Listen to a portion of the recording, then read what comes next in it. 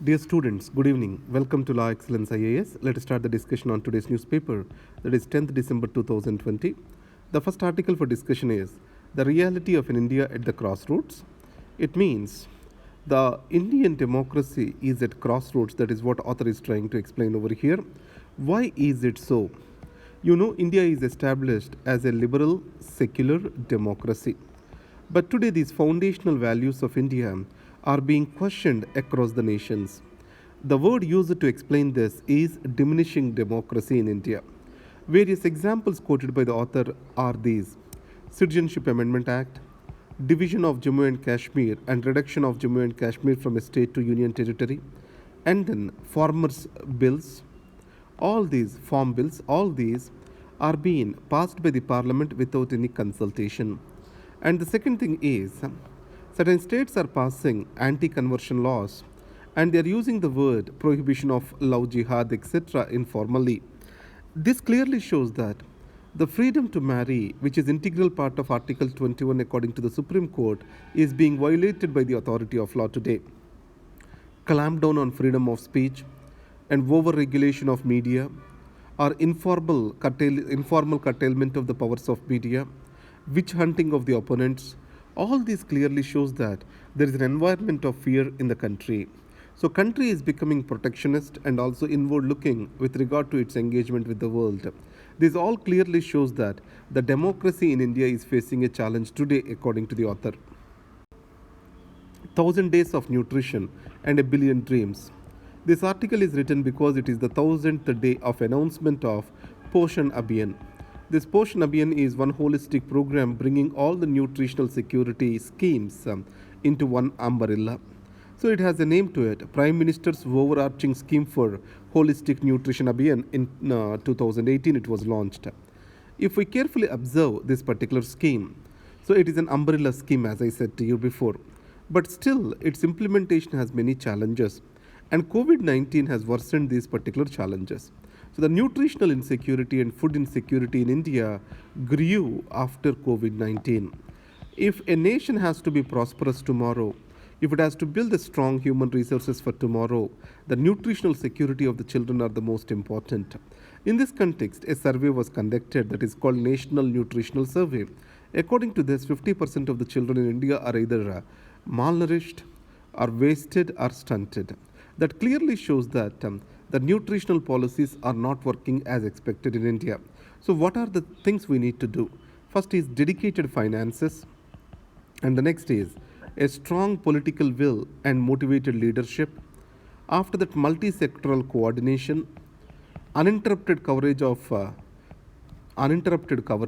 various schemes. Let us take midday meal scheme. After COVID-19 lockdown has come up, it has been stopped. So if it is to be uninterrupted, how it has to be made common for everyone. So uninterrupted implementation of the schemes very much important over here. These are the steps that need to be taken.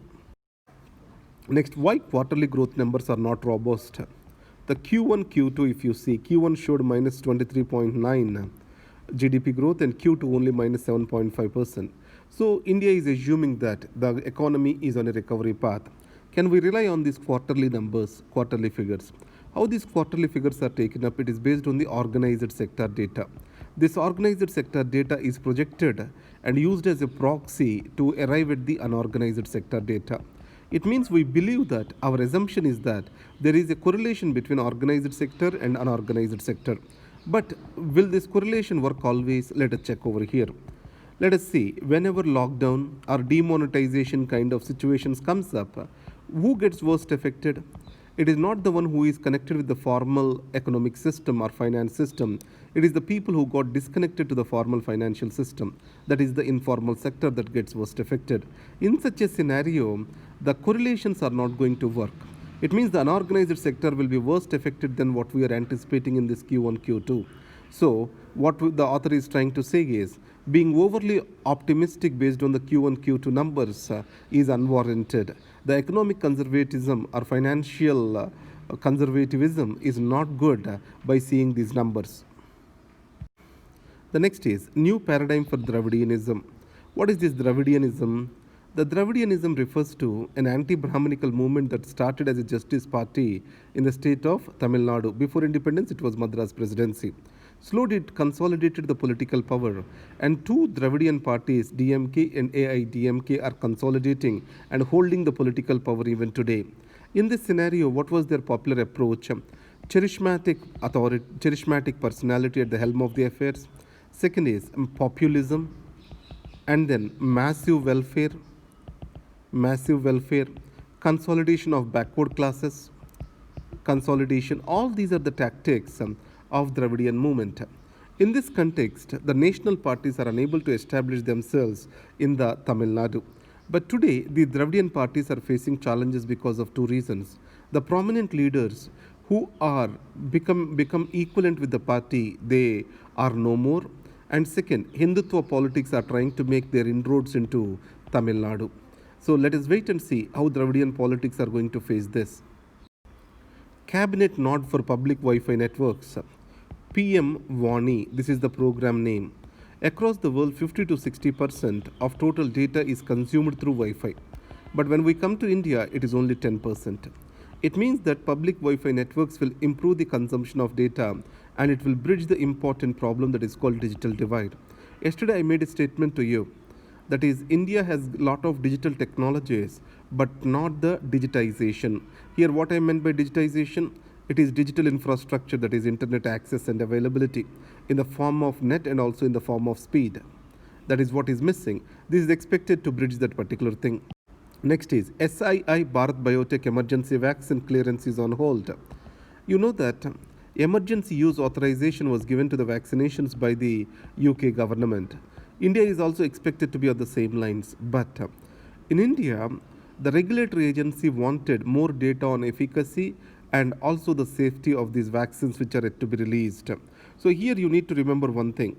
The regulator need to ensure safety. If that fails, the entire trust of the people on the vaccine fails. In UK, already small allergic reactions, etc., are being reported. So we need to be all perfect before a vaccine is launched. China ties hit like never before. What is the present position of India on China? If any relations have to progress, there has to be peace on the border. It means that the border issue is connected with the broader issues between India and China. Here, Mr. Jay Shankar, External Affairs Minister, what he says is the Galwan clashes have changed the public opinion in India against China. So, China breaching all the agreements which are there and massively building up the troops across the line of actual control is worrisome for India. This needs to be addressed first. That is what is External Affairs Minister's statement over here. This is the most important article on international affairs today. Quad is US anti-China game Russia. Russia did not speak anything about Quad or anything against India, or it maintained a neutral position for clashes between India and China. Now Russia has come in open and made a statement that can hurt India. That is, Russia sees Quad as an US and Western strategy to contain China and Russia. This is a disruptive and devious policy. In this context, Russian foreign minister himself made this particular statement. India appears to have failed in making Russians understand Indian sensitivities with China. That is the major failure of our foreign policy. And second, even if differences are there, Russia coming into open and making an anti-India position appears that something is going wrong in this entire episode. Be careful. India is bringing in S-400 Triumph missiles, anti-missile system from Russia. Is this going to be in trouble?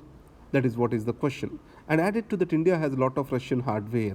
So Russian cooperation is essential for India. We need to keep that in mind. Finally, discretionary consumption will bounce back in 2021. That is the Chief Economic Advisor. Chief Economic Advisor Krishnamurthy Subramanian, what he stated is, once the vaccine comes up, all the sectors that have to maintain social distance will come back into the economic production, and that is going to boost the Indian consumption a lot. So the pent-up demand and also security the vaccine gives and the fears of loss of savings, everything will be lost once economy regains the trust of the customer. That is the opinion Chief Economic Advisor is stating over here. This is Dr. Rambabu signing off for La Excellence IAS. Thank you very much.